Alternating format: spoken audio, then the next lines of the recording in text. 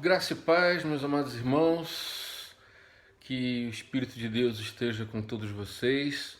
Mais uma vez eu quero louvar a Deus pelo número de inscritos que estão crescendo no nosso canal. Se você ainda não é inscrito, você pode se inscrever aí. E se você gostar da mensagem, eu creio que você vai gostar, porque é uma palavra falada das escrituras, você ao final dê o seu like aí, ou não dê nada, né? Fica à sua vontade aí, mas nos ajudará bastante. Hoje eu quero falar sobre uma vida de experiência com Cristo. A necessidade de termos uma experiência com Deus.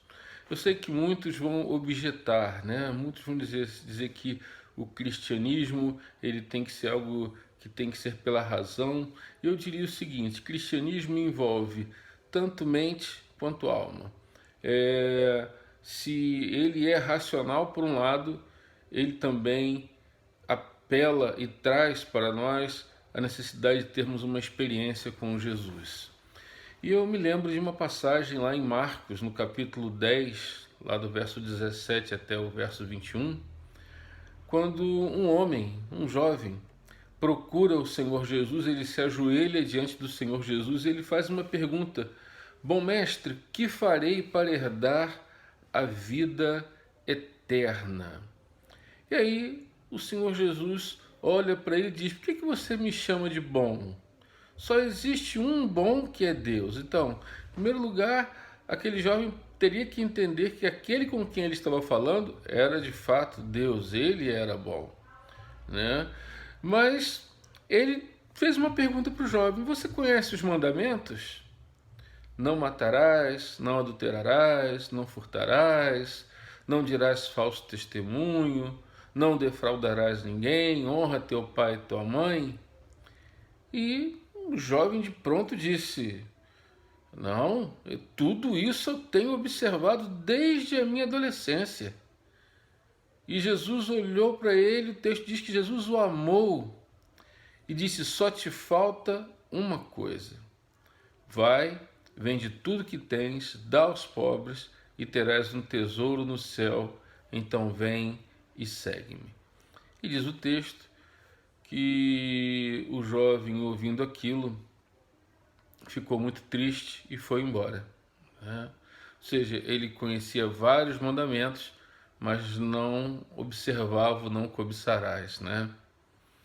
Mas uma coisa que Jesus fala aqui, que me chama muita atenção, é quando ele diz que falta alguma coisa. Uma coisa te falta. Eu me lembro quando eu morava com a minha avó. Minha avó já tinha os filhos todos criados. Eu fui morar com ela ainda uma criança. E ela tinha lá um quebra-cabeça dos meus tios, né? Aqueles que você vai montando até formar uma paisagem. Só que faltava uma peça, então eu montava tudo, ia montando, e eu olhava para aquele espaço vazio e queria saber, queria preencher e não sabia com o quê. E eu olhava para aquilo e disse: Vó, onde está a outra peça? Disse: Meu filho, se perdeu. E eu montava várias vezes, tentava rearrumar e tal, mas sempre faltava a peça que dava sentido àquele quadro. Sabe, irmãos, nós vivemos uma época onde as pessoas vivem as suas vidas como esse quebra-cabeça. Elas estão procurando a peça que está faltando.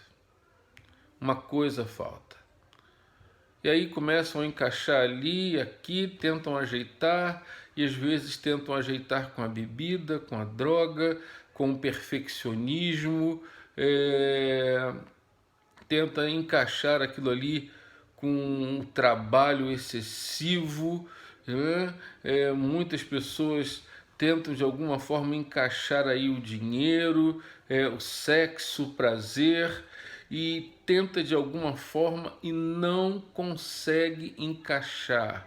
Elas estão sempre perguntando para elas mesmas onde está essa peça que dá sentido ao quadro, que dá sentido à vida, que dá sentido ao todo. Elas estão procurando, mas elas não encontram. E eu me lembro de uma outra passagem lá no Evangelho de João, no capítulo 1, verso, se não me engano, 39 até o verso 41. Um pouquinho antes, João Batista vê Jesus passando e diz: eis o Cordeiro de Deus que tira o pecado do mundo. E aí, o que aconteceu? André e Filipe começaram a seguir a Cristo. E Jesus, olhando, disse: o que é que vocês querem? Eles disseram: não, queremos saber onde o Senhor mora. Então eles foram ver onde Jesus estava morando e ficaram com ele o resto daquele dia. Ou seja, Jesus ministrou o coração deles, eles tiveram uma experiência real com Cristo. Né? Isso foi por volta das 4 horas da tarde. E a primeira coisa que André fez depois daquela experiência foi procurar o seu irmão e ele disse: achamos o Messias. Por que ele disse isso? Porque ele teve uma experiência real com Jesus Cristo. Olha, você não é crente porque o seu pai é crente, porque a sua mãe é crente. Eu até vou usar outra terminologia, cristão, porque você tem uma herança cristã, sua família é cristã, seu pai é cristão, seu avô foi pastor, mas não sei o que. Nada. A gente não recebe o evangelho por hereditariedade. Nós precisamos ter uma experiência real com Jesus. Eu não posso enfiar goela abaixo a minha experiência para outras pessoas, mas posso indicar o caminho onde vai encontrar a peça que dá sentido ao todo. André disse: achamos o Messias. Olha, há pessoas que acham a religião, e eu já tenho dito que Jesus não é religião. Apesar da palavra religare, significa religar a pessoa, até Tiago usa isso na sua epístola, mas ele diz que a verdadeira religião é aquela que cuida dos órfãos, das viúvas, né? Mas Jesus não veio criar uma religião como essas que existem por aí, não. O conceito da mensagem de Jesus é muito maior do que uma religião. E eu e você precisamos ter uma experiência real com Ele. Eu, quando cheguei na igreja, eu disse: o que eu tenho que fazer? Aí um irmão muito sábio disse: ame a Cristo, leia a sua palavra e você mesmo vai tirar as suas conclusões. Que palavra sábia! Não foi aquela igreja delegada, não pode isso, não pode aquilo, não pode nada disso. Achamos o Messias. Olha, eu achei o Messias no dia 9 de dezembro de 1980. Eu tive uma experiência com Cristo. Isso não me tornou perfeito. Muito pelo contrário, eu tenho que recorrer ao trono da graça pelos meus pecados cometidos dia após dia. Eu preciso do sangue de Jesus, mas aquilo completou a minha vida, trouxe respostas para o meu coração e pode trazer para o seu também. Há uma outra ocasião em que Jesus estava pregando no templo e os sacerdotes e os fariseus enviaram os guardas do templo e disseram: prendam Jesus e tragam ele aqui manietado. O que aconteceu? Horas depois, os guardas voltaram para o lugar onde estavam os chefes dos sacerdotes e os fariseus. Isso está lá em João 7, verso 45 até o verso 48. E eles perguntaram: por que vocês não trouxeram aquele homem? Sabe o que os guardas responderam? Nunca ninguém falou como ele. Aqueles guardas tiveram uma experiência real com Jesus Cristo. Aleluia! Você pode dar um glória a Deus aí? Olha, e os fariseus ficaram tão preocupados que disseram: então, vocês foram enganados? Por acaso alguma das autoridades ou alguns dos fariseus veio a crer nele? Olha, muitas pessoas acham que quando nós encontramos a peça que falta, quando nós de fato temos uma experiência real com Jesus Cristo, de que nós estamos sendo enganados, de que nós estamos sendo ludibriados, de que nós estamos sendo levados para um lugar para dar dinheiro para pastor, para presbítero. Não é nada disso, gente. Uma experiência com Cristo não é engano, é real. E por mais que eu tente explicar para você isso, você só vai saber quando tiver uma experiência viva.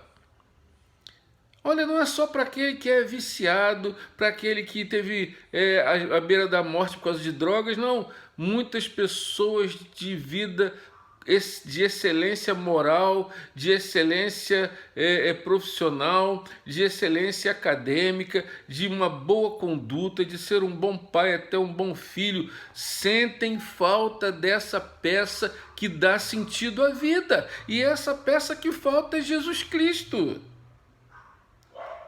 para preencher esse vazio, para dar sentido à vida.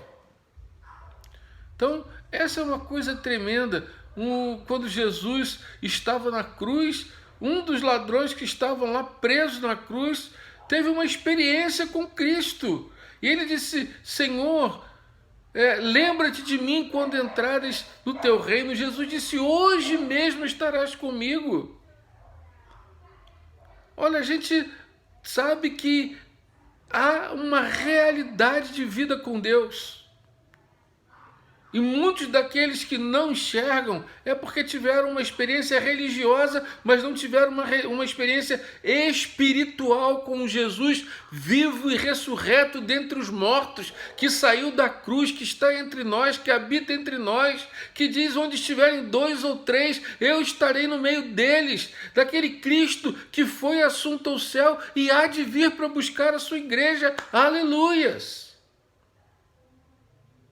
Um oficial romano que estava ao pé da cruz enquanto Jesus estava ali, bem como o exército romano, os soldados que estavam ali, que guardavam Jesus. Na hora que Jesus morre, teve um terremoto e aconteceu muita coisa, vários sinais, todos ficaram com muito medo. E aí esse oficial disse: de fato este homem era filho de Deus. Que coisa tremenda!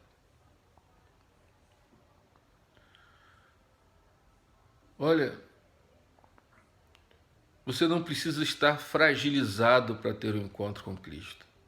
Você pode estar muito bem em todas as áreas, mas aquele vazio do seu coração não passa, porque o vazio do seu coração é do tamanho de Deus, só Deus pode preenchê-lo. É aquela peça do quebra-cabeça que dá sentido ao todo.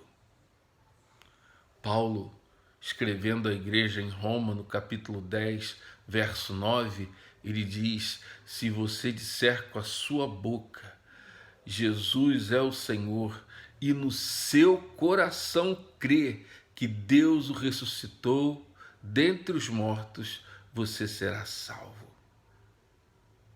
Olha, não precisa subir uma escadaria de joelho, não precisa ajoelhar sobre o milho, não precisa pagar, não precisa dar dinheiro. Crer, mas crer requer uma experiência. Não é uma coisa simplesmente: eu creio. Não, não é isso. Não é isso. Talvez você tenha que se ajoelhar hoje aí na sua casa e dizer para ele: ó Deus, eu não consigo te enxergar, mas venha ao encontro do meu coração. Talvez você diga aí: Senhor, eu já te busquei por vários lugares, já fui em vários cantos, já frequentei várias coisas e eu não consigo te enxergar. Tem misericórdia de mim. Talvez esteja tudo bem com você, mas por dentro o seu coração está vazio e você precisa dessa peça que falta, e essa peça que falta é o Senhor Jesus Cristo, o Messias prometido, vivo e ressurreto e que está no controle de todas as coisas.